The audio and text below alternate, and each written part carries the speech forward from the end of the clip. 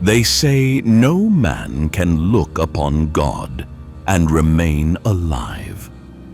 But there was one who was taken before death. His name was Enoch, the seventh after Adam. He crossed the firmament and beheld the throne before time had a name. Angels led him through realms of fire and light. He saw the gates of heaven, the voices that uphold the universe, and before the eternal throne, he heard the word that brought nothingness into being. Before the sun and the stars, I am. Since then, his name endures between myth and promise.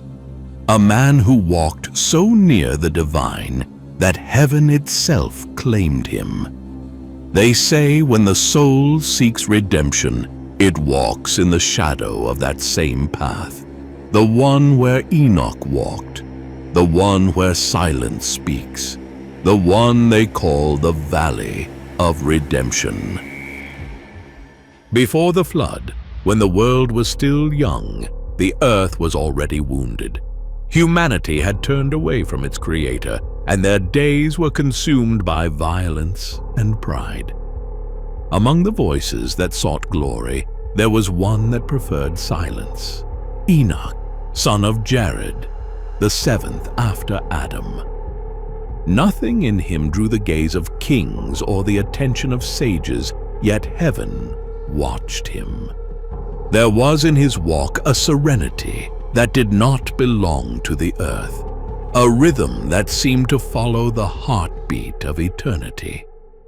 Scripture says only that Enoch walked with God. Few words, yet enough to open an abyss. It was not ordinary devotion, nor formal obedience. It was communion. He did not merely pray. He lived in constant presence.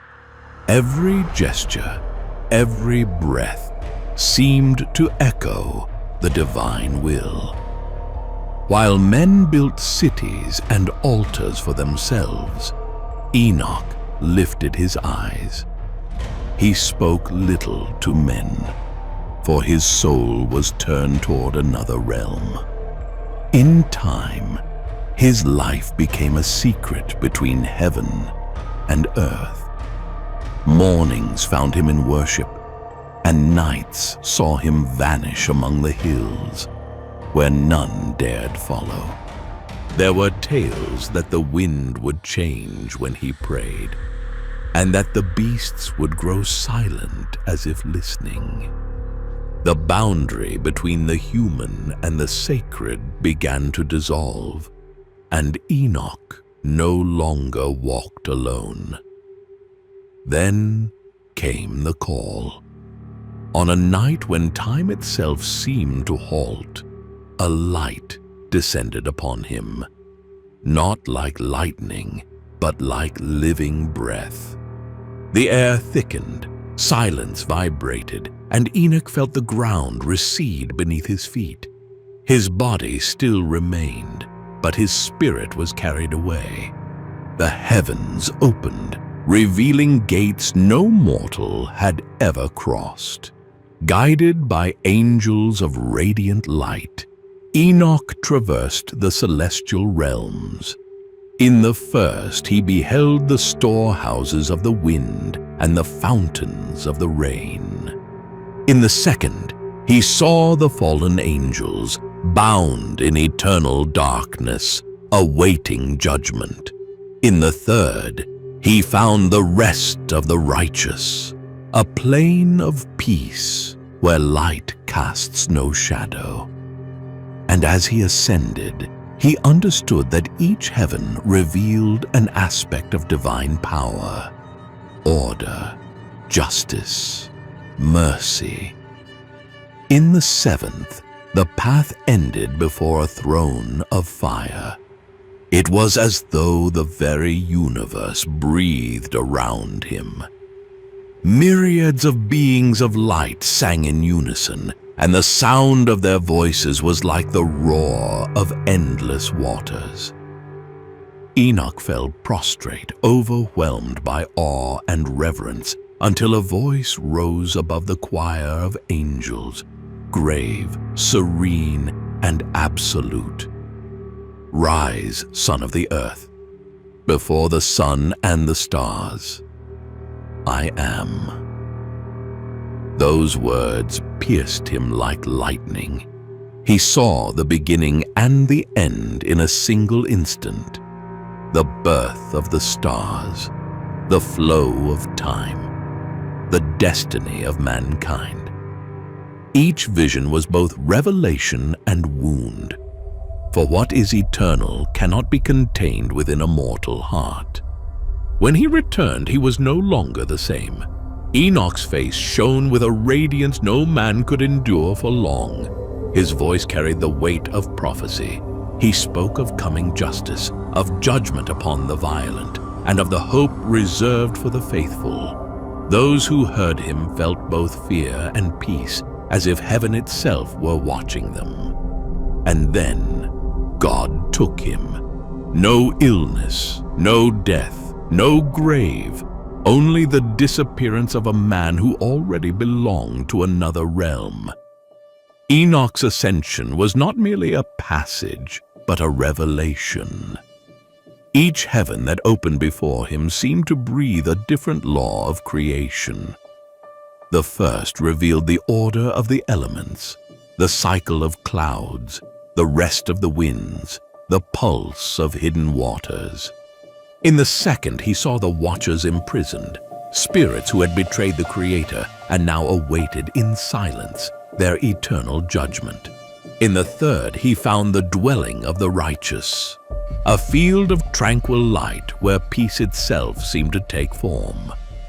And as he ascended, he understood that the whole structure of the cosmos was sustained by a harmony mankind had long forgotten. Above them all, the final heaven did not open. It consumed. It was as though he crossed the very boundary of existence. The air became light, and the light became awareness. Sound transformed into worship. Thousands of blazing beings surrounded the center of the universe, where the throne rose in fire and crystal. Nothing there resembled matter. It was pure essence in motion. Then Enoch saw what the prophets would one day glimpse only in dreams. He beheld in fullness. The throne was surrounded by a radiance without source, and at his right hand a figure of light dwelt within the space of silence, the Son of Man. His presence bore no age, and his glory made the firmament tremble. All creation seemed to bow before him, and the angels, with their faces veiled, chanted hymns no mortal tongue could ever utter. And in that moment, the voice of the Eternal filled the void. It did not sound, it was. All that is visible was born of the invisible.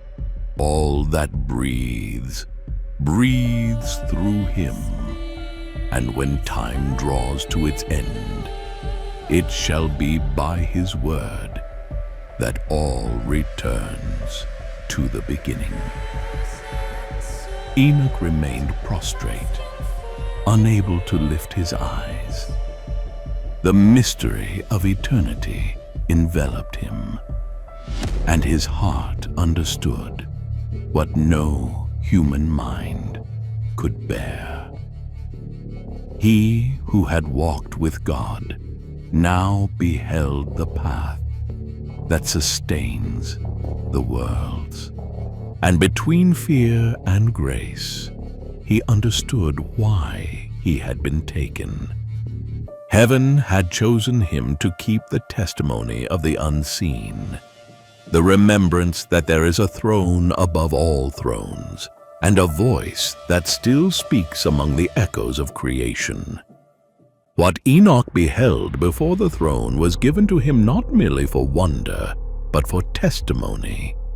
God revealed to him the cycles of creation and the conclusion of history, the birth of corruption, the price of pride, and the justice that would one day cleanse the earth. Amidst visions and voices, he understood that evil was not simply the absence of light, but rebellion within it. He saw the fallen angels, called the Watchers, forsake their celestial dwellings to teach mankind forbidden secrets. They brought iron and blood, taught sorcery and war, and humanity, intoxicated by power, rose against the Creator. Then Enoch saw judgment. He saw waters covering the mountains, cities erased from the memory of the world, and a single righteous man spared, Noah, descendant of his line. The flood would not be mere punishment, but a new beginning. Before such revelations, Enoch's heart became both burden and flame. When he returned to earth, he no longer spoke as a man, but as a prophet. His voice resounded as if sustained by heaven itself. He spoke of the coming of the Son of Man, of his power and his glory, and warned that nothing would remain hidden before the truth. His words were both blade and balm. They cut through the pride of men and rekindled in them the fear of God. But the world did not understand him. Many rejected him. Others fell silent in his presence. They said his eyes carried the reflection of celestial fire, and that the air itself changed around him when he spoke. His life became a sign. He did not age, nor did he tire. Time no longer bound him. And then, on a day that had no sunset, God took him. Without warning, without pain, without grave. The man who had walked with the Eternal was called back to the place from which he had never truly departed.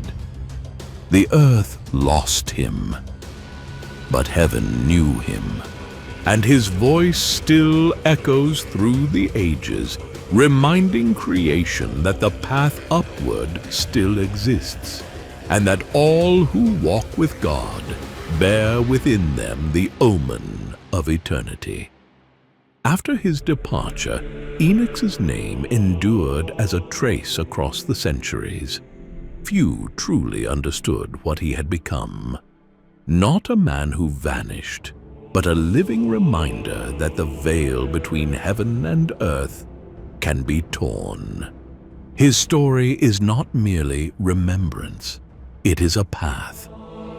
Each generation that recalls him touches, if only for an instant, the mystery of a lost communion. Time, with its haste and forgetfulness, tried to erase what he had seen. Yet truth endures. His words passed through empires, survived the flood, and reached the prophets. Millennia later, an apostle would quote his prophecy, affirming that Enoch's voice still echoed through the divine design. Behold, the Lord comes with myriads of his holy ones to judge all flesh. The testimony of a man taken to heaven became a foundation for all who still seek the unseen. Enoch's story does not end with his ascension, but continues in every soul that chooses to walk with God while the world turns away. He was the first to prove that eternity can begin before death, and that whoever lives in communion with the Eternal already belongs to another realm. They say There is a valley where the echoes of ancient promises can still be heard. A place where repentance meets forgiveness, and man once again hears the voice that called him in the beginning. There, the path of Enoch endures between shadow and light, guiding those who seek redemption. This is the murmur that crosses the ages. This is the sound of the Valley of Redemption. Heaven claimed him, and the earth forgot.